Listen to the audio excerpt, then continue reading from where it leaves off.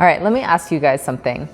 How many of you have books that you get excited about? You buy it, you get it, and you start reading it, and you stop reading it after like 10 pages, and then it just gets placed on your bookshelf to get put away.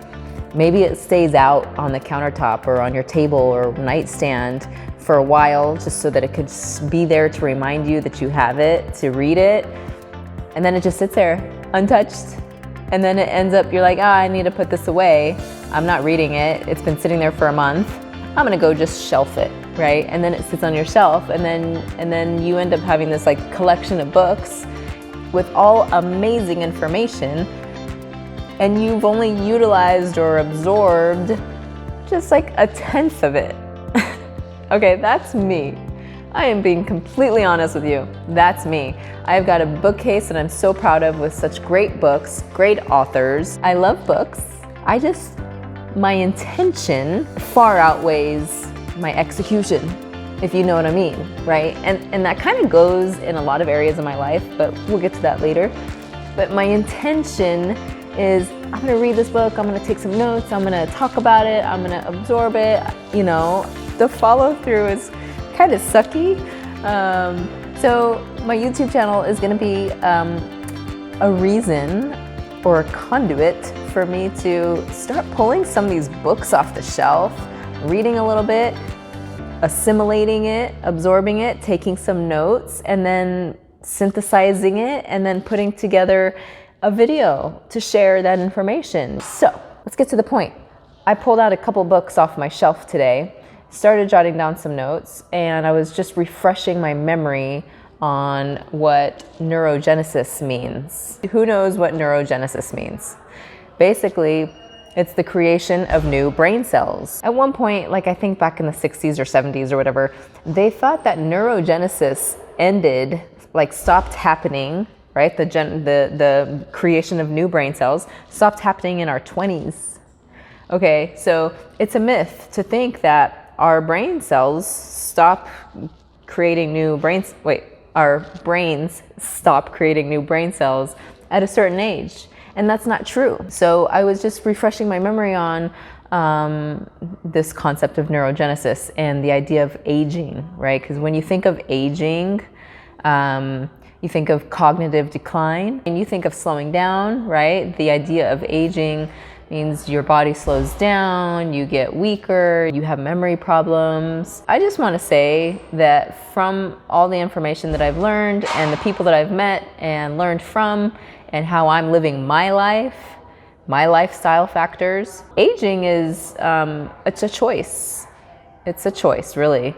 I mean, sure, the body is going to, any form of life is going to deteriorate over time, but we can slow that process down, and we can slow it down significantly by certain things. Lifestyle factors, right? Our diet, right? What we're eating, what we're not eating, huge. Environmental toxins, right? Whatever toxins, heavy metals, solvents, additives, those are all environmental toxins. I would say mold, that's a big one. There's a couple of factors in our diet that we need to address when it comes to neurogenesis and when it comes to how we're aging or how slow we're aging. Sugar, how much sugar are we consuming? Or how little, I should say, how little sugar we're consuming. And then also, oxidized fats, right? So what are oxidized fats? Hold on. I wrote notes here. I'm going to check my notes. Yeah, certain foods slow the rate down, slow the neurogenesis rate down, our brain's ability to regenerate its cells, right? Its brain cells. And that's sugar and oxidized fats. Okay, so oxidized fats create inflammation. Inflammation creates a whole slew of issues. It could be the cause of diabetes and cancer and pain and arthritis, and I mean so many things like chronic diseases. A lot of it boils down to inflammation. But let's get back to oxidized fats. I'm not going to touch too much on the details on these things. I just kind of wanted this to be an overall sort of general conversation. about aging and longevity. Oxidized fats are like the fats that have been applied to heat that broke down. Some example of oxidized fats, okay. Overcooked foods like blackened fish, blackened meat, right? If you like your steak well done, good luck with that. Refined oils, okay, like canola oil, safflower oil, sunflower oil, canola oil, I think I said that already, corn oil. Those are fats that have been oxidized, meaning the nutrients broke down because they were applied to heat. So this is a topic that I want to get better about talking about. So give yourself some grace, Jen.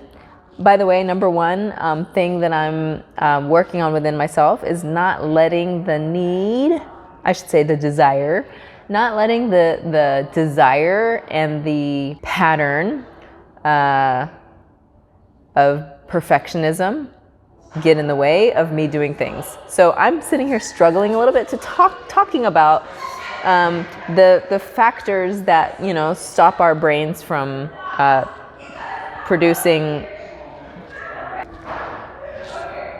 Can you hear? I hope you can hear me nice and clear. Where did I leave off? About neurogenesis, right? Anybody can increase their rate of neurogenesis, right?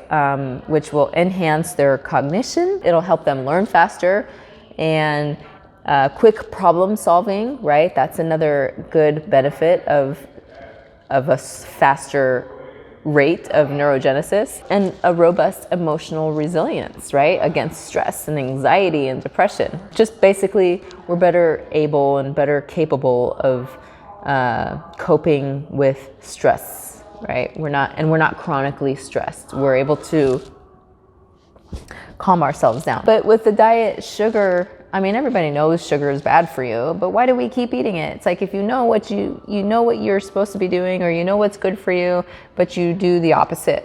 It's really just in here. It's a pattern. It's a brain pattern. It's our neurology. We want our brains to function better, and so we need to change that neurology. And that's a whole nother topic. I just really wanted to talk about aging and longevity, and cognitive decline is not inevitable if we take care of ourselves, if we eat the right foods, if we avoid certain foods like sugar and oxidized fats, right? And mold, right? And then we try to reduce our exposure to environmental toxins, right? And if we keep our stress levels down. And also, I heard sex is a really good way to increase the pace or rate of our neurogenesis. So eat healthy, stay in a clean environment, don't breathe in the pollution. So just hold your breath the whole time and have sex. That's my advice for aging slowly, right? And exercise, obviously, right? Getting good sleep, staying hydrated, right? The sunshine, water, those are all, I mean, it's pretty simple. A lot of us know this. It's just a matter of implementing it. I got to give myself a pat on the back for giving this a shot, sitting down and talking about some of these topics that I'm interested in learning, but I don't talk about them often enough, right? So we got to start somewhere, okay? And this is me starting, and I love it. Bye.